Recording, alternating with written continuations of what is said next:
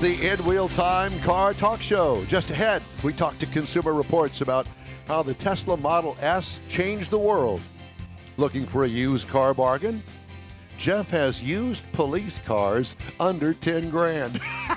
They didn't wreck them all in the Blues Brothers movie? And later, Ready Kilowatt Buzz Smith joins us to talk about EVs. Conrad has the car clinic. We'll also have the stories making automotive news headlines this week.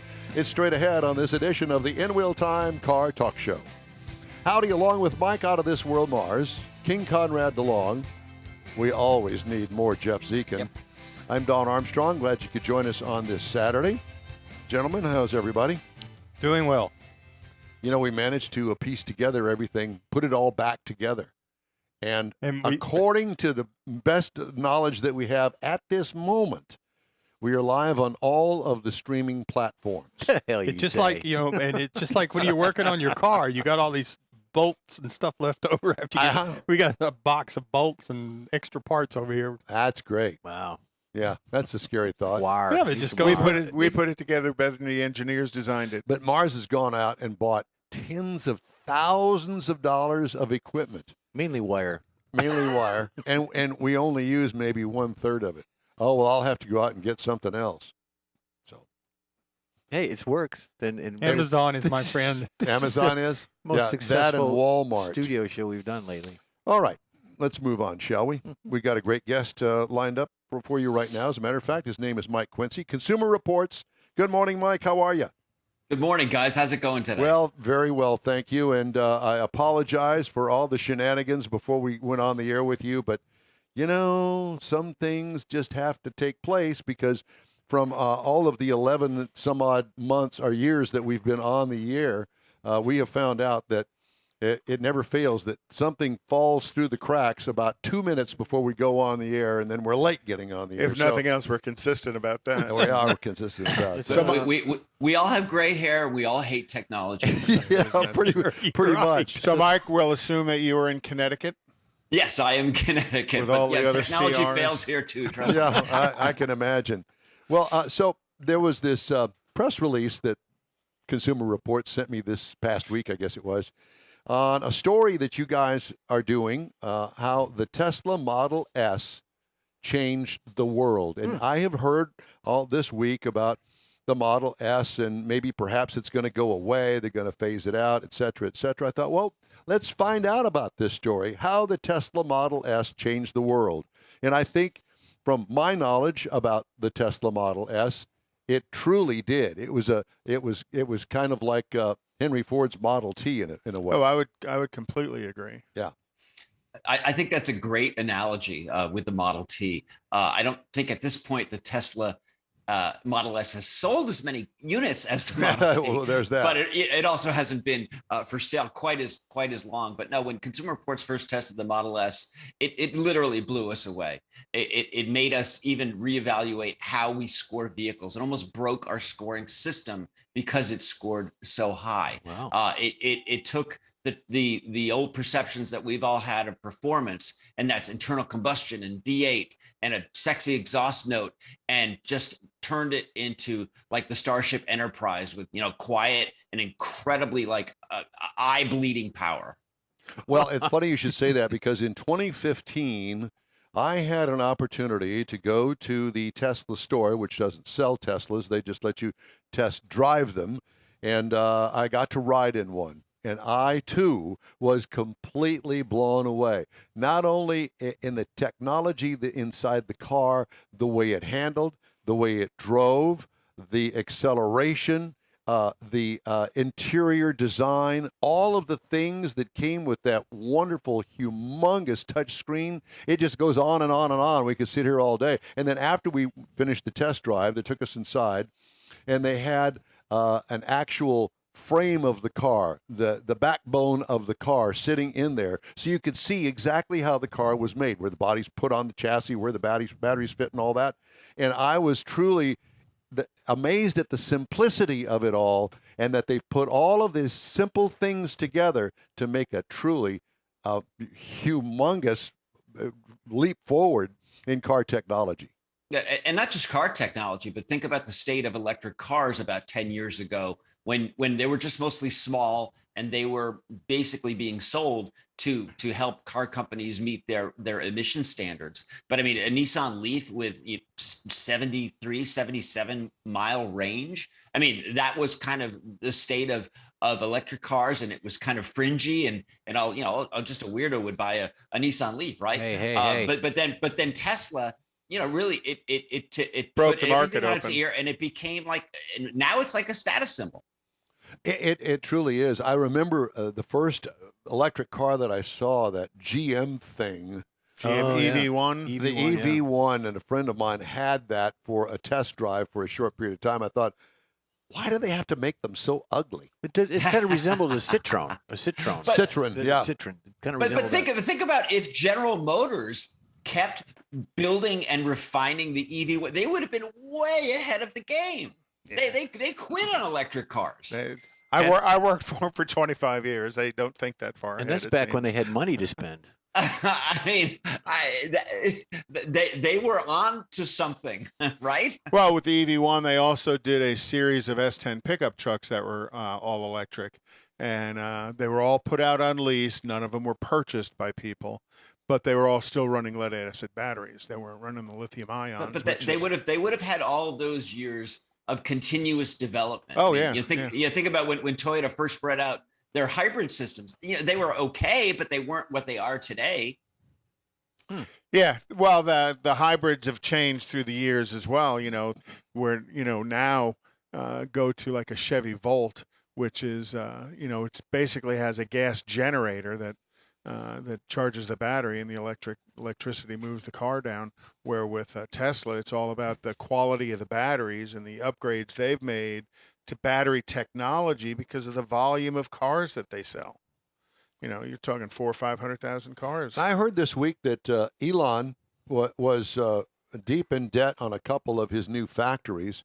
Well, wouldn't you expect that to be the case? Because it's going to take a while for them to ramp up production in these new factories that he's got. And, of course, they're going to be deep in debt. But I truly doubt very seriously that Tesla, Elon, is going to go away anytime soon because of bankruptcy. That just doesn't – those two things don't go together. Well, I think that's the perception certainly that Elon wants you to have. And no, like you probably can't point to many industrious giants throughout U.S. business history that weren't helped in some shape or form by government subsidies and whatnot, land grants and things. I mean, the U.S. history is just steeped in that. But kind of one of the weird, I don't call it dirty little secrets, but Tesla actually is only barely profitable when it comes to the money they make selling cars. There was a time that Tesla made most of their money selling carbon credits. So even as successful as Tesla is, and as high valued the company is, as they say on paper, they don't make a lot of money per unit sold. So the only way that they're going to be able to continue to compete, if you want to call it that, because right now I don't know as if they're competing, is based on volume. And the size of these factories, like this new one in Austin, oh my gosh, that thing is massive. Right. Yeah. But I've also read stories that the Austin facility is causing some financial headaches. Yeah. So I wouldn't be surprised with the capital outlay he had to make to build that. Yeah. And that's where the debt's coming in. Yeah. And it is Austin. So let's get back to the story. How the Tesla Model S changed the world. How did it change the world? Well, I mean, you think about the kind of car that the Model S was at first. I mean, they were offering, over-the-air updates, which was pretty much unheard of in the American auto industry. And we saw it in motion when we tested a Model S, and we thought the braking performance was poor. And we actually my boss got out and spoke to Elon Musk, which is, kind of, interesting in itself, but they beamed an over-the-air update to our vehicle, and we saw the braking performance improve. They changed the algorithm, and they can do that. So that was really pretty impressive. They were, beginning to talk about autopilot and full self-driving. That was not originally part of the plan, but it eventually morphed into that, which is kind of all the buzzword in automotive marketing right now. They also built a huge electric infrastructure. I mean, the Tesla supercharging system is quite impressive. The downside is that only Teslas can use it, and the EV market has not built the infrastructure system that we're seeing with Tesla. So, but I mean, the kind of performance, 0 to 60 performance, we've never measured something like that in Consumer Reports history. The handling was impressive. The steering feedback, it wasn't a dull car to drive. It was as much an enthusiast performance car as it was like a high-tech car. It really caught a lot of people by surprise. And I'm fortunate to work at a place like Consumer Reports where we can test these cars in our own 327-acre facility and really push them to the limits. Is the Model S still successful as far as sales are concerned? It's not selling nearly as well as some of the lower priced models. And right now the Model S, I think, stickers around $94,000, but the Model 3 is about $47,000. The Model Y comes in around $60,000. So the less expensive models are definitely driving the sales. But even still, $47,000 for a Model 3, that's not inexpensive. You had mentioned the charging stations, that they're particular or designed specifically for the Tesla. Why wouldn't you do that? I mean, that would be a niche market where no one else is caught up or catching up. Kind of protecting themselves. Exactly. I would do the same thing. But it to me, it's kind of like the chicken and the egg discussion. I mean, the people who are going to invest in electric infrastructure for EV charging are waiting to see the volume. I mean, even with Tesla's success, the total EV market, I think right now, is around 4%. That's tiny in the world of automotive sales. So if you're going to say, well, we're going to build this EV market charging infrastructure, but hardly anyone is buying them. What about the truck? Have you tested the truck? We have not. The Cybertruck isn't out yet. So I mean, despite, have you guys tested the Rivian? We have not tested the Rivian, but Rivian did pay a visit to Consumer Reports testing facilities, so we did get to sample it. But we never, while we occasionally will sample a manufacturer's press car, we'll never test it. We buy our own models to test. But we have deposits in Rivian. I put a deposit in on the upcoming Silverado EV. But we're still kind of in a waiting pattern right now to be able to get ours. And do you think Tesla's profitability is going to make a turn when they get into the full-size truck market? Do you think that the Cybertruck is going to not necessarily compete, but sell at a volume where, you look at GM, Ford, and Stellantis, and it's all about the truck market because that's where they're making all their profits. Do you think that's going to help Tesla as well? I'm not sure. It's a great question. The profitability that Detroit gets with their big trucks is that it doesn't cost them a lot of money to produce because they're using the same structure, right, the same engines, transmissions, drivetrains, everything with other SUVs. So they're spreading that cost around. I don't know if the Cybertruck is going to, share the same platforms as everything else. And plus, while it was kind of a wacky concept at the auto shows, is it actually going to be a practical, usable truck? As we know, the more loads you put on a battery system, the lower range you get. If you're getting any kind of cold weather, that's also going to reduce your range. So I think right now, the jury is out in terms of 4 seasons truck usage if you're actually a tradesperson and are hauling loads and pulling trailers in the wintertime. Yep. So I have to ask you, and I'm sorry, I don't subscribe to Consumer Reports. That's it. You're dead to me. Okay, moving on. At least lie to him, in the Don. next hour. Well, no, I have an inside track and I can talk to you guys directly. But okay. I did not realize that Consumer Reports had stories in it like how the Tesla Model S changed the world. I just thought it was facts and figures of comparisons of different products across a wide spectrum of things that we all buy, that we all consume, if you will. But there are these feature stories that come with issues of Consumer Reports, aren't there? Well, any publisher these days, if you're writing about Tesla, you're going to get more clicks. I mean, it's just kind of basic math. But I'm sure Michael Mars will be the first to tell you that I'm full of opinions. Yes, he is. And we're very passionate here at Consumer Reports. If you look at the story that we have at consumerreports.org about how Tesla changed the world in 10 years of testing Teslas, it's filled with kind of good news, bad news. I mean, the good news is that these have been a real technological marvel. The bad news is that the promise of full self-driving really has not panned out. Elon Musk using their customers as beta testers for their software, we don't think that's a good idea.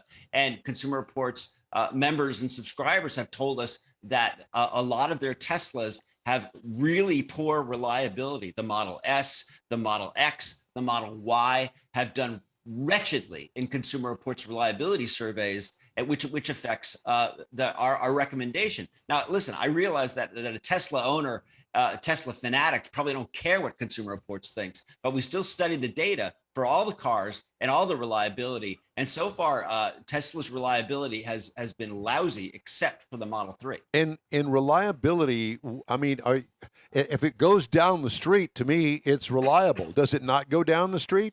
No, but you see, it's more than that, especially when you're spending a lot of money.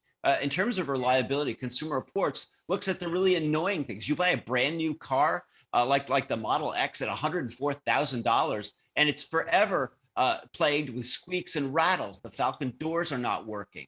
The interior quality is poor. The durability for the interior is poor.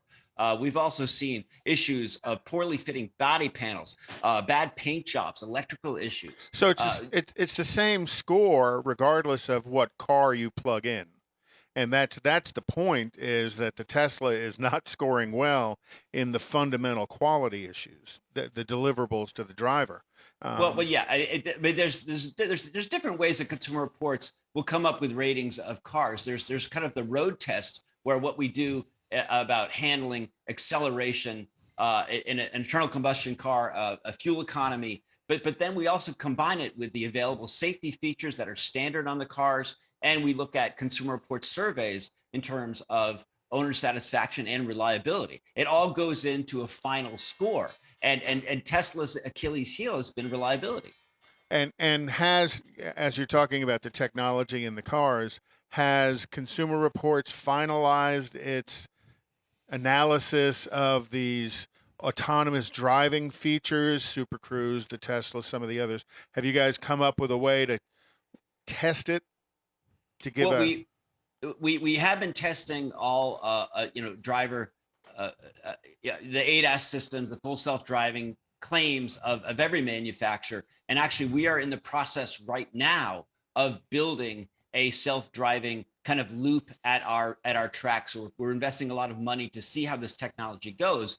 But when we're looking at Tesla's full self-driving capabilities, we noticed that it was just very inconsistent. There's a system that's supposed to be able to read stoplights and stop signs, and we would see that our Tesla would drive right through the stop sign. It would slam on the brakes when it sees a yield sign.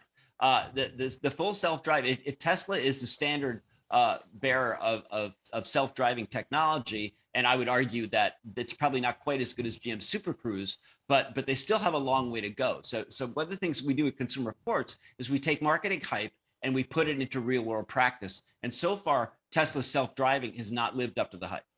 How about a follow-up story on the one that they launched into space? That would be a good read.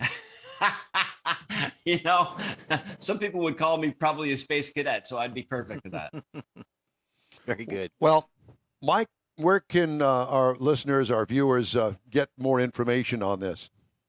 Check out consumerreports.org. We've got a ton of stories on Tesla. Become a Consumer Reports subscriber, and you can have access to all of our ratings, full technical reports, the data that we crunch. It's really quite thorough, and the people, if you're interested in electric cars at all, we've tested all the current ones that are on the market. And like any product, there's always like good news and bad news. Mike, it's a pleasure to talk to you as always. Thank you so much for joining us today. And hey, we don't talk to you. Have a great 4th of July. You too. Thanks for having me on. Thank you. Mike Quincy, Consumer Reports. All right. We understand that we're having some technical issues once again. What?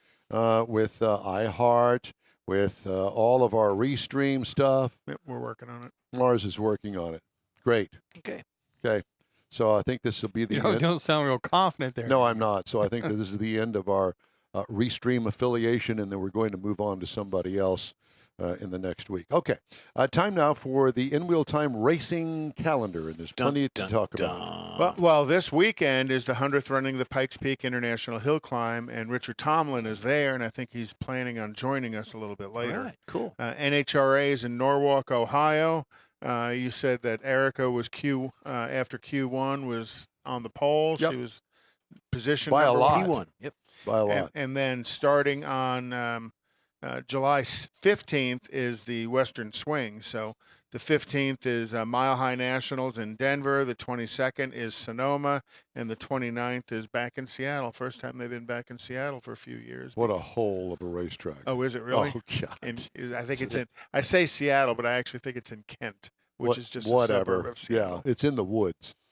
And the state of Seattle, or whoever it is that manages those woods, won't let them cut down one tree for a parking lot. No, that doesn't surprise me. Yeah, and it's a 2-lane road to get in and out of there. Oh, horrible. Oh, my God. And we're closing Baytown. Yeah. Yeah. After they put and then NASCAR is in Nashville this weekend. They're at Road America next weekend. Again, I say 4th of July weekend's a Firecracker 400 at Daytona. How do we get to Road America? Well, that's NASCAR. That's their thinking. I think they get Why do they do that? I Why have would no you idea. take the Firecracker 400 away from Daytona on the 4th of July? They've been talking to the They've Formula One. done that for 50 years. Let's move the Indy 500 away from Memorial Day weekend. Let's do away with Let's that. take Indy to Bristol, because these people are thinking like F1 people, the Formula One. That's Speaking of F1, the British Let's Grand talk Prix about it. is I'm waiting. Jeff's favorite Formula One. British Grand Prix is on the 3rd of July, and then the Austrian Grand Prix is on the 10th. Ooh, Corvette Invasion is in Bastrop in a couple of weeks, 3 weeks actually. And then IMSA is at Watkins Glen this weekend with the Cadillac DPIs. There you go. And the Corvettes running. Now you're talking. IndyCar will be at Mid-Ohio on the 3rd of July, and Toronto on the 17th. And that's Been to Toronto. It's a nice city. Okay. Time now for Jeff's under $10,000 segment. So you're looking for a car to buy? We've got a car for you. We Come got a on car for you. down. Well, Ladies and gentlemen, this week it's Jeff's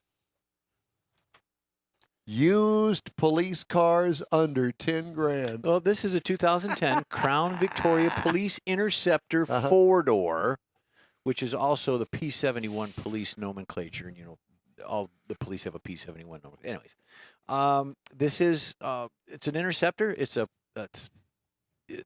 They're available. This happens to be one out of With what, Florida. 500,000 miles No, on it? actually, they range anywhere. This one particularly has a little over 100,000, 161,000 on it, but you can get in the range of 2.25, 250. And I'm surprised that the police department is selling it, because that's actually those old Crown Vics were pretty prized police cars. And they're in various stages of condition, Destruction. obviously. This one happens to be in pretty good shape, and we'll get to the price because this is actually a bargain. So it's a 4.6 liter.